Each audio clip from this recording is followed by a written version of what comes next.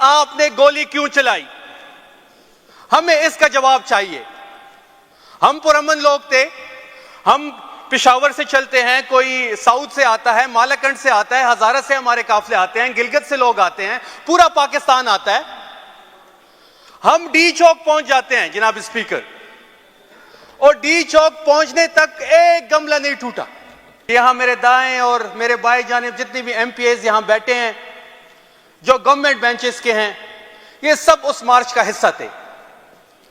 लेकिन जनाब स्पीकर, बदकिस्मती से तारीख में पहली दफा एक पुरअमन मार्च के शुरका पे गोलियां चलाई गई, उनके लिए स्नाइपर्स फिट किए गए, और वो एक प्रॉपर प्लान की तहत हमारे लोगों को शहीद किया गया।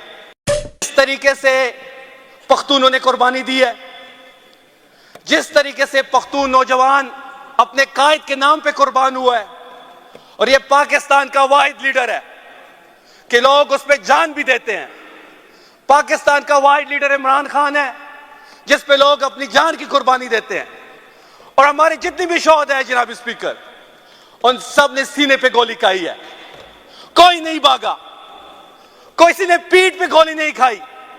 वो मिस्टर डेंटोनिक, अता तारर साहब, वो कहते हैं कि जी जूते छोड़ के भाग गए हैं। जूते छोड़ना बेहतर है मुल्क छोड़ने से बेहतर है। आपके लीडर ने तो मुल्क छोड़ा था। आप तो जब भी सख्ती आई थी आप अपने अवाम को छोड़ के भाग जाते हैं।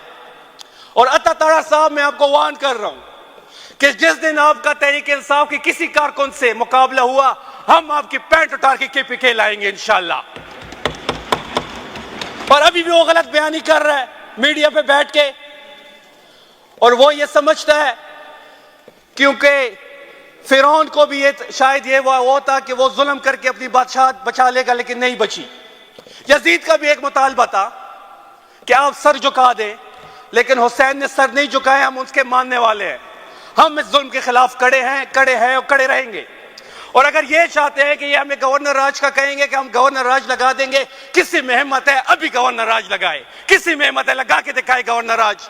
हमने 9 मई में इनका मुकाबला किया है, हमने फौज का मुकाबला किया है, हमने रियासत के हर इदारे का मुकाबला किया है, हमारे घरों पे रेड्स हुए हैं, हमारी फैमिलीज को उठाया गया है, हमारी गाड़ियां तोड़ी गई हैं। ये हमें गवर्नर राज से डराते हैं? हिम्मत है तो लगाए गवर्नर राज। और मैं देखता हूं कितने नारे कौन लगाते हैं गवर्नर राज इस सूबे में। हमें गवर्नर राज से कोई ना डराए। और आखिर में मैं अपने गवर्नमेंट को कहूंगा कि जो हमारे शोहदा हैं, इनके लिए हुकूमत एक केपी हुकूमत शहीदी जमहूरियत का अवार्ड का ऐलान करे। जिस तरह फौज के शोहदा को अवार्ड दिए जाते हैं, इसी तरह हमारे शोहदा को सिविलियन अवार्ड दिए जाए, तमगी दिए जाए, क्योंकि उन्होंने जमहूरियत के लिए, इस मुल्क में रूल ऑफ लॉ के लिए, इस मुल्क में कानून और आइन की हुक्मरानी के लिए अपनी जानी दी। इंशाल्लाह जितने भी हमारे शहीद हैं, हम उनके साथ खड़े हैं। और हम ये पैगाम दे रहे हैं कि अगली बार हम भरपूर ताकत से आएंगे। और ये जो स्नाइपर्स, जो फायरिंग इन्होंने की, अगर खुदा ना खास्ता हमने हथियार उठा लिए तो फिर क्या होगा? हमें ना मजबूर किया जाए। और जो पॉलिटिकल पार्टीज, मैं अहमद वली साहब की बात करूंगा, वो कहते हैं कि तहरीक इंसाफ पे पाबंदी लगाई जाए।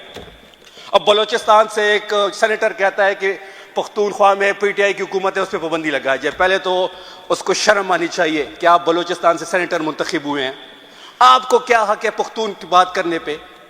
वो ये कह रहे हैं कि पीटीआई पर पाबंदी लगाई जाए। अब उनको पीटीआई पर पाबंदी का मकसद नहीं है, वो बेचारे पीटीआई से जीत नहीं सकते। 3 दफा उसके घर में उनको हराया हमने। ये इफ्तिखार बैठे हुए मेरे राइट पे, ये इफ्तिखार बैठा है, इसने आजाद हैसियत में उसको हराया। हमारे ऊपर, हमारी पार्टी पे तो पाबंदी थी 9 मई को, किसी के गोभी निशान था, किसी का बैंगन था, किसी की चारपाई थी। इसके बावजूद उस शख्स को हमने हराया। और मैं उसको चैलेंज कर रहा हूं, पिछली बार भी चैलेंज किया, अब भी चैलेंज कर रहा हूं कि आप आए मैदान में, हल्का आप मुंतखब करें, केपीके का कौन सा भी हल्का हो आप मुंतखब, बल्कि पूरे पाकिस्तान में कोई भी हल्का आप मुंतखब करें, हम आपके मुकाबले में आम तहरीक इंसाफ का वर्कर खड़ा करेंगे और इंशाल्लाह शिकस्त आपका मुकद्दर बनेगी। आखिर में जनाब स्पीकर,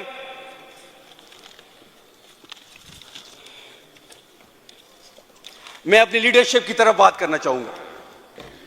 हमारे एक लीडर कहते थे कि जो इमरान खान साहब की कॉल पे नहीं निकलेगा तो वो जहन्नम में जाए।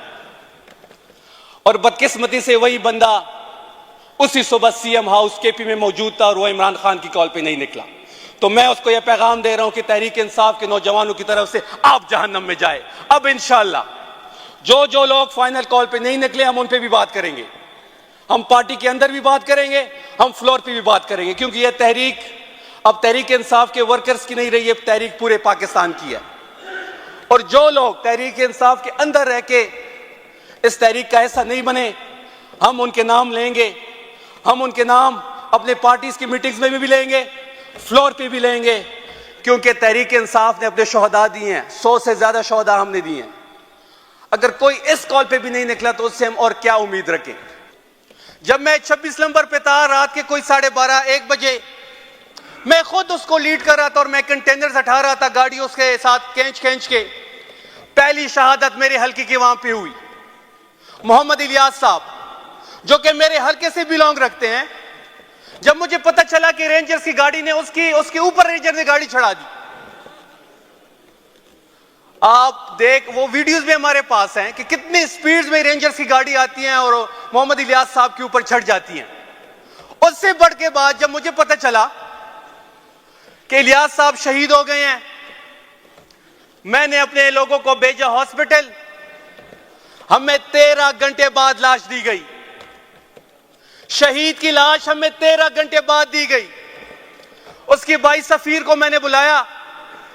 सफीर को कभी एक पुलिस वाला एक साइड पे लेके जा रहा है, कभी दारों वाले दूसरी साइड पे लेके जा रहे हैं।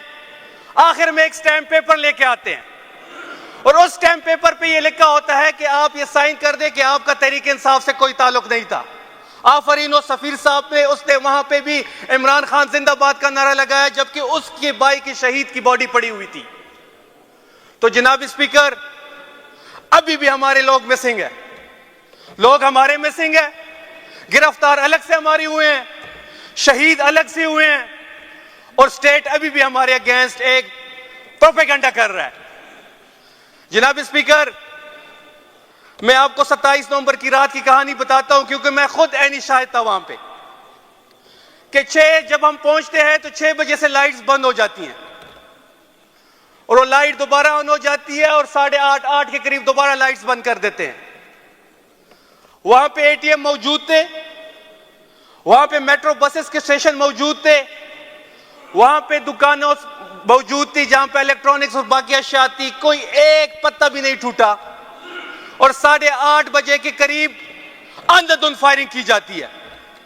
जनाब स्पीकर, हमारे घरों में तो मातम है, केपीके में इस वक्त मातम है, हमारे लोग शहीद हुए हैं। कोई इस तरह परिंदों को भी नहीं मारता जिस तरह इन्होंने हमारे लोगों को छलनी किया है।